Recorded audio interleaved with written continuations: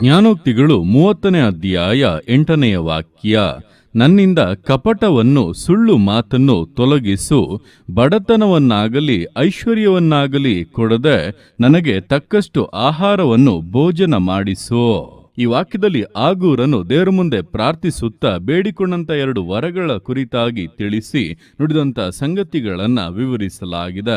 ನೋಡುವಂತ ಸಮಯದಲ್ಲಿ ಅವನು ದೇವರ ಮುಂದೆ 2 ವರಗಳನ್ನು ಬೇಡಿಕೊಂಡು ಅದನ್ನು ಅನುಗ್ರಹಿಸದೆ ಇರಬೇಡ ಎಂಬುದಾಗಿ ಪ್ರಾರ್ಥಿಸುತ್ತಾ, ಮೊದಲನೆಯದಾಗಿ ನನ್ನಿಂದ ಕಪಟವನ್ನು ಸುಳ್ಳು ಮಾತುಗಳನ್ನು ತೊಲಗಿಸಿ ಬಿಡು ಎಂಬುದಾಗಿ ಅಪೇಕ್ಷಿಸುತ್ತಾ ಇದ್ದಾನೆ. ಅಂದ್ರೆ ಕಪಟದ ಮಾತುಗಳು, ಸುಳ್ಳು ಮಾತುಗಳು, ಒಬ್ಬರ ಮುಂದೆ ಒಂದು ಇನ್ನೊಬ್ಬರ ಮುಂದೆ ಇನ್ನೊಂದು, ದೇವರಿಗೆ ಮೆಚ್ಚುಗೆಯಾಗಿ ಭಯಭಕ್ತಿಯಿಂದ ನಡೆಯಬೇಕೆಂಬ ಮನೋಭಾವವೇ ಇಲ್ಲದೆ ಇಷ್ಟ ಬಂದ ಹಾಗೆ ಜೀವಿಸುವಂತ ಅನುಭವಗಳು ದೇವರಿಗೆ ಅಸಹ್ಯ ಎಂಬುದನ್ನ ತಿಳಿದು ದೇವರೇ ಕಪಟತನವನ್ನು ಸುಳ್ಳು ಮಾತುಗಳನ್ನು ನನ್ನಿಂದ ತೊಲಗಿಸಿ ಬಿಡು ಅಂತ ಒಂದು ವರವನ್ನ ನನಗೆ ಅನುಗ್ರಹಿಸು ಎಂಬುದಾಗಿ ಪ್ರಾರ್ಥಿಸುತ್ತಾ ಇದ್ದಾನೆ.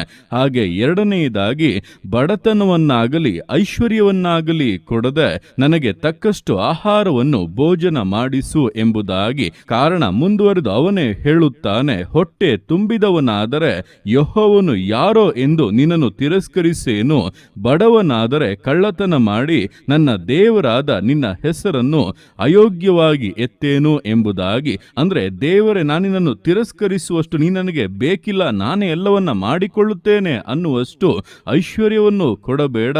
ಅದೇ ಸಮಯದಲ್ಲಿ ಕೊರತೆ ಬಡತನಗಳ ನಿಮಿತ್ತವಾಗಿ ಮತ್ತೊಬ್ಬರಿಂದ ಏನಾದರೂ ಕಿತ್ತುಕೊಳ್ಳುವಷ್ಟು ಮಟ್ಟಿಗೆ ಇಲ್ಲ, ಕಳ್ಳತನ ಮಾಡುವಷ್ಟು ಮಟ್ಟಿಗೆ ನನ್ನನ್ನು ಕೆಳಮಟ್ಟದಲ್ಲಿ ಇಡಬೇಡ.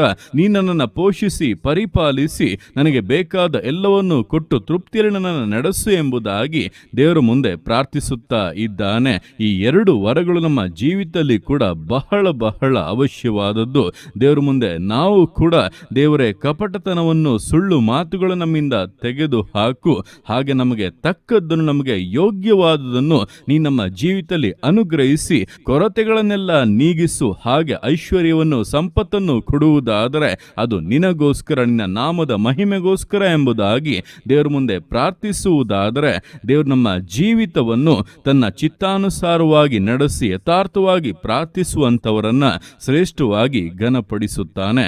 ಆದ್ದರಿಂದ ಈ ದಿವಸಗಳಲ್ಲಿ ದೇವರ ವಾಕ್ಯ ನಮಗೆ ತಿಳಿಸುವಂತ ವಿಷಯಗಳನ್ನ ದೇವರ ಮುಂದೆ ಪ್ರಾರ್ಥಿಸೋದನ್ನ ಹೊಂದುವುದಾದರೆ ನಿಶ್ಚಯವಾಗಿ ಜೀವಿತದ ಪರಿಪೂರ್ಣತೆ ಸಾಧ್ಯ ಎಂಬುದನ್ನು ತಿಳಿದು ದೇವರ ಮುಂದೆ ಅದನ್ನು ಯಥಾರ್ಥ ಹೃದಯದಿಂದ ಅಪೇಕ್ಷಿಸಿ ಹೊಂದಿ ದೇವರ ಚಿತ್ತವನ್ನು ನೆರವೇರಿಸುತ್ತಾ ಆತನ ಹೃದಯಕ್ಕೆ ಸಂತೋಷವನ್ನುಂಟು ಮಾಡುವಂತ ವಿಧೇಯತೆಯಿಂದ, ದೃಢತೆಯಿಂದ, ನಂಬಿಗಸ್ತತೆಯಿಂದ ವಿಶ್ವಾಸ ಜೀವಿತಗಳನ್ನು ಮುನ್ನಡೆಸೋಣ.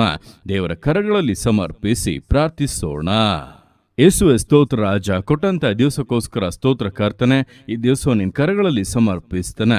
ಪ್ರತಿಯೊಂದು ಜೀವಿತಗಳನ್ನು ನೀನು ಆಳ್ವಿಕೆ ಮಾಡು, ಬಲಪಡಿಸು ಕರ್ತನೆ. ಹೌದಪ್ಪ, ಆಗೂರನು ನಿನ್ನ ಮುಂದೆ 2 ವರಗಳನ್ನು ಬೇಡಿಕೊಂಡು ನನ್ನಿಂದ ಕಪಟವನ್ನು ಸುಳ್ಳು ಮಾತುಗಳನ್ನು ತೊಲಗಿಸಿ ಬಿಡು, ಬಡತನವನ್ನಾಗಲಿ ಐಶ್ವರ್ಯವನ್ನಾಗಲಿ ಕೊಡದೆ ನನಗೆ ತಕ್ಕಷ್ಟು ಆಹಾರವನ್ನು ಭೋಜನ ಮಾಡಿಸು ಎಂಬುದಾಗಿ ಪ್ರಾರ್ಥಿಸಿದಂತೆ ಅಪ್ಪ, ಈ ದಿವಸಗಳಲ್ಲಿ ನಾವು ಕೂಡ ಬೇಡುತ್ತಾ ಇದ್ದೇವೆ. ನಮ್ಮಲ್ಲಿರುವಂಥ ಕಪಟತನವನ್ನು ಸುಳ್ಳು ಮಾತುಗಳನ್ನು ಅಪ್ಪ, ಸೈತಾನ್ಗೆ ಸಂಬಂಧಪಟ್ಟಂತ ಆ ಸಕಲ ಕ್ರಿಯೆಗಳನ್ನು ನೀಗಿಸಿ ನಮ್ಮನ್ನು ಪರಿಶುದ್ಧಪಡಿಸಿ ನಿನ್ನ ಸ್ವಭಾವದಿಂದ ತುಂಬಿಸಿ ನಡೆಸಬೇಕಾಗಿ ಪ್ರಾರ್ಥಿಸ್ತಾ ಇದ್ದೇವೆ. ವಿಶೇಷವಾಗಿ ಕರ್ತನೆ, ನಮ್ಮನ್ನ ಕೊರತೆಯಲ್ಲಿಟ್ಟು ಅಪ್ಪ ದಣಿದು ಹೋಗುವಂತೆ ಬಳಲಿ ಹೋಗುವಂತೆಯೂ ಮಾಡಬೇಡ. ಹಾಗೆ ನಮ್ಮನ್ನ ಸಮೃದ್ಧಿಯಲ್ಲಿಟ್ಟು ದೇವರೇ ಬೇಕಿಲ್ಲ ಅನ್ನುವಷ್ಟು ಮಟ್ಟಿಗೆ ಅಪ್ಪ ನಮ್ಮನ್ನ ಇಡಬೇಡ. ಬೇಕಾದೆಲ್ಲವನ್ನ ಅನುಗ್ರಹಿಸಿ ನಿನ್ನ ಜೊತೆಯಲ್ಲಿ ನಡೆಯುವುದಕ್ಕೆ ಯೋಗ್ಯವಾದಂತ ಜೀವಿತವಾಗಿ ನಮ್ಮನ್ನ ಮುನ್ನಡೆಸಬೇಕೆಂದು ಪ್ರಾರ್ಥಿಸ್ತಾ ಇದ್ದಾನೆ. ಯಾರ್ಯಾರು ಕೊರತೆಯಲ್ಲಿದ್ದಾರೋ, ಯಾರ್ಯಾರು ಕರ್ತನೆ ದುಃಖದಲ್ಲಿಯೂ ವಿಷಯಗಳಲ್ಲಿ ಅಪ್ಪ ಬಿಡುಗಡೆ ಇಲ್ಲದೆ ಅಸಮಾಧಾನದಲ್ಲಿಯೂ ಇದ್ದಾರೆ, ಅಂತವರ ಜೀವಿತದ ಅವಸ್ಥೆಯಿಂದ ಬದಲಾಗುವಂತೆ ಯೇಸುವಿನ ಕರಗಳು ಚಾಚಲ್ಪಡಲಿ. ಅಪ್ಪ ತಂದೆ, ನಿನ್ನ ಗಾಯಳುವಂತ ಕರಗಳಿಂದ ಮುಟ್ಟು ರಾಜ.